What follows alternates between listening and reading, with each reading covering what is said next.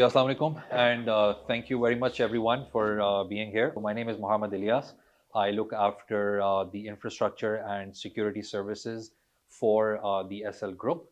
The person on the right here, Faraz Rafiq, he's the actual security expert. I'm more of the digital side of things. So my name is Faraz Rafiq and I'm leading the Information Security and System Limited. So our topic is mainly that what are the approach and the industry trends and how we are moving, how the security is evolving around the digital day. What trends do you see in information security, and especially in those industries in the past 1 to 2 years that were not so prone to information security breaches or attacks, but they are now becoming prone to that? We just wanted to have an idea what your thoughts are on that. Okay, so there are very interesting effects in the recent past. So gone were the days when we feel like there are industries like the financial sector and the telcos and the government institutions, and there are oil and gas industry. So we considered that as an vulnerable industry. But in the last couple of years, so we have gathered the data from the Forrester, from IBM X-Force. So, and we came to the fact that there are other industries like the manufacturing. So manufacturing industry, as you can see, is the number 2 in terms of attack in 2021. And the same goes with the energy industry. So it's not there. Maybe in 2029, 19, it's not there. But in 2021, the energy sector, they are facing huge attacks. The total mind of the attacker is now shifted towards the other side of the table. That they just want to be focused on the attacks. They never getting to prove something. So I believe we are in the information security. So we faced a lot of DDoS sort of attack and the intra brute force attacking. You're correctly said brute force. So but now it's a different attack. They all try to make the malwares. The last thing is the attacker is very smart. So they try to play with the people, with the consumer, with the employees, because they are very vulnerable to the system. The mindset of the attacker is also now changing. So initially they used to go for the centralized things, the crown jewels.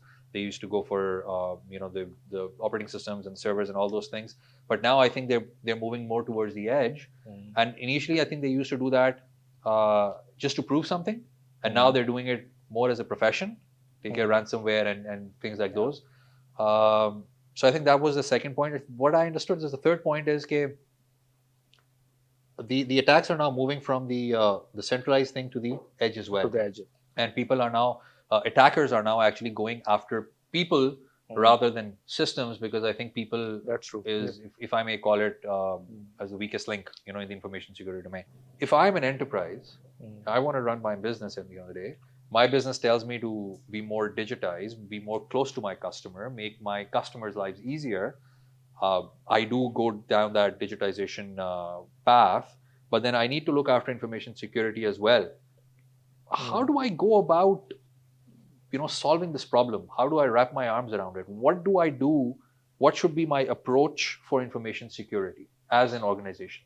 So most of the people, they are aware that where to start, but some of the time, then when we used to interact with the different customers, especially in a small medium-sized organization, the pharmaceutical and the manufacturing industry, so they are not that aware. So every single time they face the attack, they used to contact the OEMs, and they come up with a lot of technology. So it was reactive. Only after they face an attack, then they give an afterthought of security. Yeah. So the theory is that from pin to plane, it's a 4P principle. So from pin to plane, there has to be a plan on paper first. So if we start adopting a lot of technologies, we ended up having a lot of controls, but we are witnessing in the last many years that the organization has all the top tools. They have the top firewalls and the SIEM solution and the SOAR and the anti-malware and whatnot. But at the time of attack, they are disconnecting their network or they are redoing the system. So that is where we need a consultancy. So that's a bad thing to do, huh? So I mean, if I've got a business and if I'm under attack, then the easy thing to do is just shut down everything. We don't want to do that. Yeah, very true, very true. Okay. So you need. I mean, the business does not want to do that.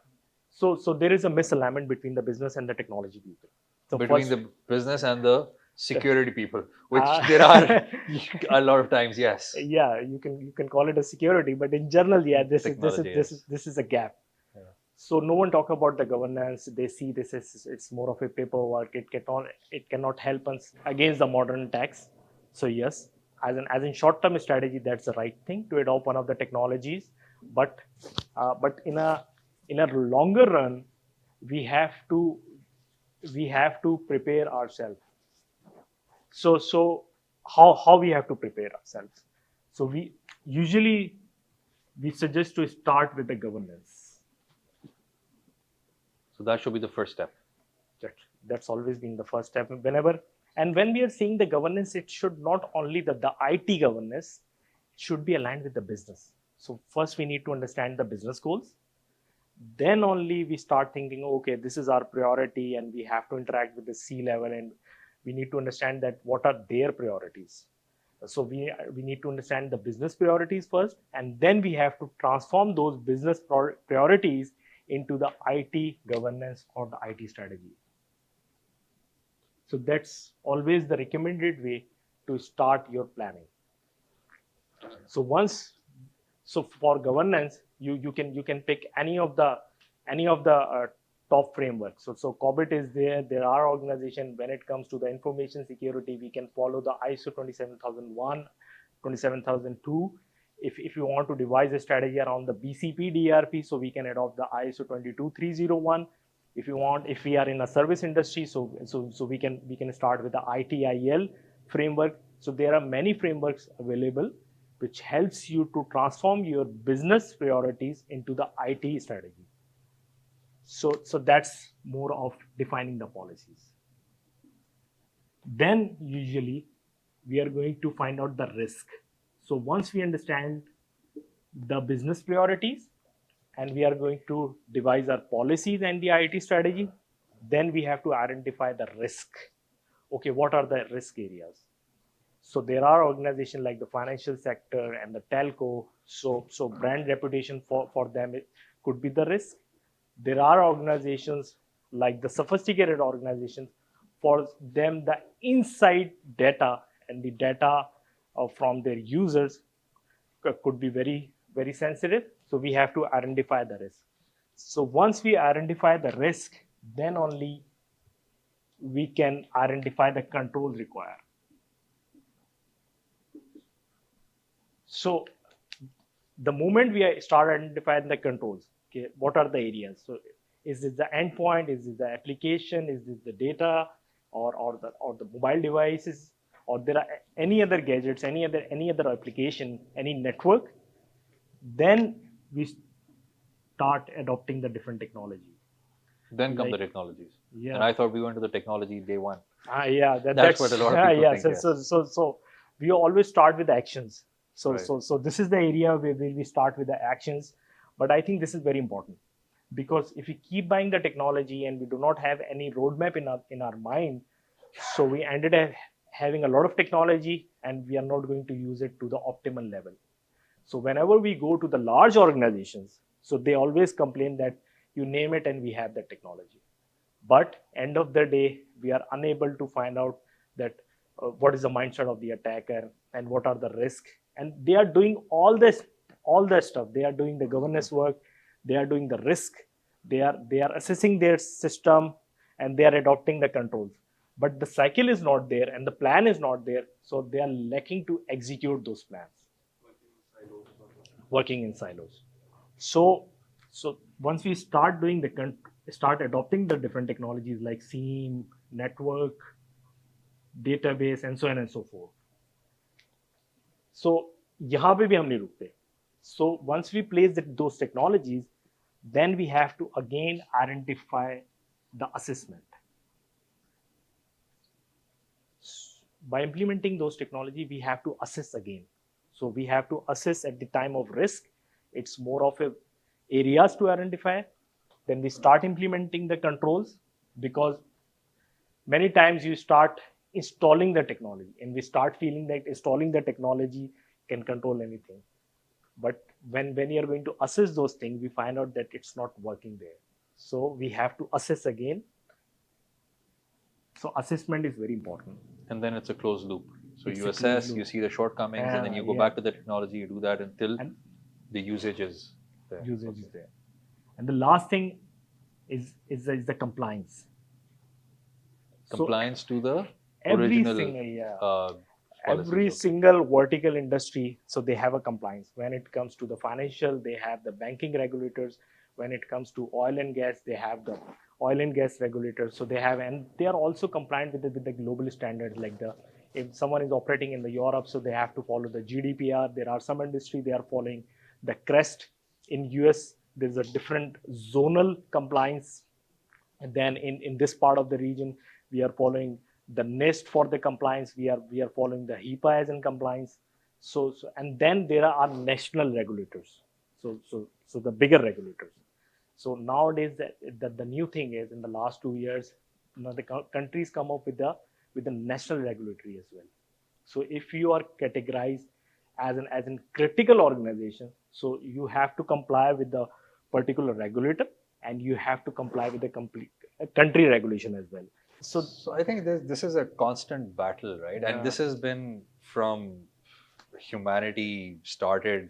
How do I protect my data? Yeah, that time my data was that my hunting grounds are these, and this is where I'm going to find the right food, and someone else should not know that. That was the data that more close to me. Now my data is different, but I think that's something that has been there from day one. How do I protect my data before it falls into the wrong hands? But so the original thing was, and I think this makes a lot of sense, that as we are evolving, we need to protect ourselves from an information security point of view. Assessing something, so that's very important. When it comes to security, you cannot adopt the technology based on the feature set. So I've I've seen a lot of technologies, they have far more featured, but and simply they qualify to in RFEs and the tender as well. But the biggest issue is that once you adopt this technology, the integration could be an issue. And the second thing is, that's most importantly, that's the intelligence behind the box. So if you do not have the right intelligence behind the box, so it will end up in a disaster. For to me, that's an black box steel stuff, no more than that. So if you have a lot of featured product, but the intelligence is not there, and there is no single OEM, you need to understand, there is no single OEM have a silver bullet. There are OEMs, they are very good in the identifying the vulnerabilities. There are OEMs who are majorly working on an endpoint and the web area and the email gateway area. They are very good in identifying the exploits. There are OEMs who are very good in identifying the malwares, but there is no single OEM come up with all the intelligence. So we need to devise the threat intelligence. So thank you for bringing this question.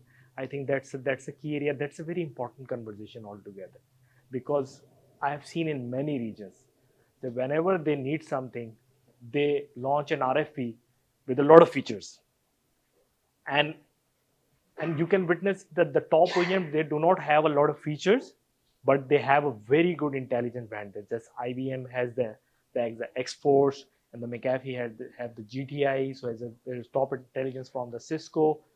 So they have they are not the most futuristic product, but they are very good when it comes to apply the controls.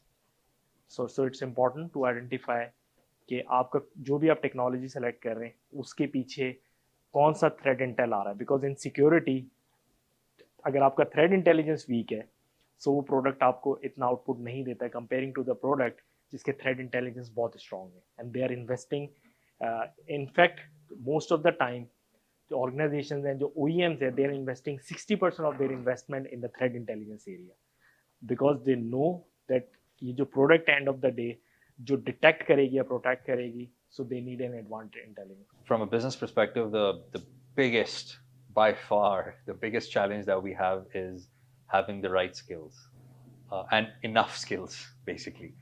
So information security. So we all look at the cool stuff, which is digitization and user experience and customer experience and all that. But like we've discussed a couple of times now, there is always a flip side to it, which is information security, and that's not going away. I mean, that's been there from day one, and that's going to increase. I mean, if at all. So there is a huge gap between the academia and the industry. So we need people, the ready people, and so we need the AI skills, and we need the IoT, we need the modern language experts, the Ruby on Rails, and the people like this. So and the academia usually they are behind the industry requirement. Yes. So what's the right strategy to fill that gap? So that's a very good question. Academia generally, I mean, you talk about information security or talk about anything else as well, it's usually a few years behind the industry. So what we're generally doing now is that we're going to academia. We've got a separate line of business specifically for academia, and we're both vocational trainings as well, and as part of the undergraduate and graduate programs as well. We're identifying those areas which have more relevance to the industry now. Information security is absolutely, definitely one of them. And we're doing a couple of things where we're going in and designing the course content together with the universities as well. We're providing lecturers and teachers, for that as well. And then we're having a whole program around that at the university level. So that is one. The second thing that we're doing is that we're doing vocational courses or programs, but that is more around specifics. So for example, if there is a specific standard, compliance standard that is in vogue, and we need skills around that, so we go in and we train for that particular thing, or there is a specific technology that we need skills around, or generally there is a need for those skills in the industry, then we go in, do a 6-month sort of a course, or even a 3-month sort of a course, and then get people. The first question was that I get these calls and these people seem to have my data, and I try to shoot them off, but it just keeps on coming. So what are the good practices that I could do to ensure that my data does not get into the wrong hands? So there are two ways to do it, right? One is the government side of things, the compliance side of things, for which you and I don't have a lot of control on, but some of the more developed nations, specifically, I mean, in Europe, GDPR is a data protection regulation that they have come up with, and they're enforcing really, really well. So that is from the government level, and that is why they're ensuring that only the people with a need to know have that data for that particular period of time, and after that they're disposing of that data properly. So one is that. Unfortunately, we're not there yet as far as the laws are concerned, or definitely as far as the implementation of the laws are concerned. So that is one thing. We, in our capacity as Systems Limited, we are trying to work with the right people in the government in order to have that laws out and being implemented as well. What happened with me? Recently, I applied for a certain country's visa, and the thing was that you need to come in person. If you have a EU or a US visa, then you don't need to do that. You can just go online and do that. So I didn't have for me, but my wife had a US visa. So for her, I went on and to online and did that. And they asked for a credit card, for payment. And I mean, it all looked authentic and everything was fine. And I paid that. And for some reason, I didn't get an OTP. So there is an OTP, message that comes in. And I was a little surprised, but I got the message that yes, it was $90 or something. $90 have been deducted from your credit card. Okay. And then a few hours passed, the visa didn't come. Usually it comes in a couple of hours. And then one day passed, and then a couple of days passed, and it was my wife's visa. So she was like asking me that, where's my visa? And I was like, I don't know, it should have come by now. I then just Googled that website, and apparently then I got a list of blogs which were mentioning that this website is sort of fake, And then I called up my bank and I said that, hey, my card has been charged and I didn't get an OTP for some reason. And they said, yeah, you don't get an OTP if it is recurring. So if it's a one-time charge, then you'll get an OTP. But for Netflix or things like that, I don't know if you've noticed that you don't get an OTP for that. Why? Because it's a recurring. So not only had they charged me once, but they intended to charge me again and again. So I asked my bank to, just shut it off and everything. And it was a lethargic process. I mean, I had to go to the branch, and it was just too much worth the trouble. So I just let it go, but I canceled my card with them. Yeah. And then I tried to do my research and then went to the actual website, and that was the right website. In a few hours, I got the visa. So I think one thing to do is be wary of the fact that you're going. It was a very genuine looking website. I mean, I used to pride myself in these kind of things.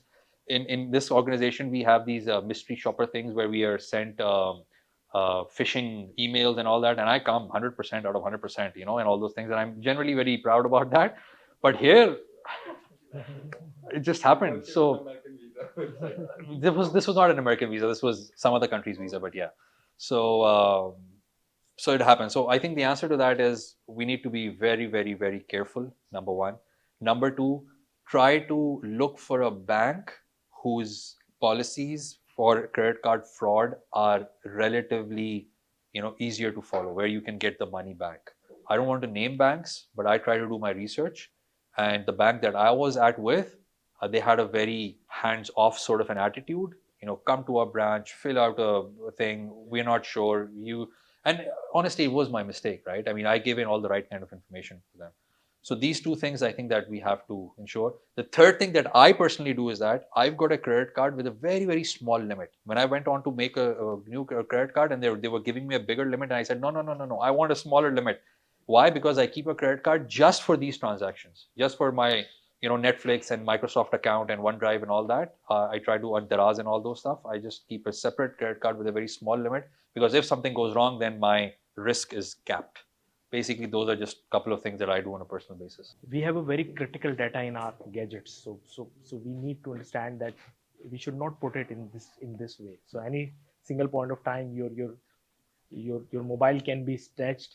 I'm sure you guys are not very aware of this fact, but that the mobile snatching is there, and then there are other things. So we need to understand that why we are putting a lot of data here, and and that is where the attacker comes, that they actually they are after the data.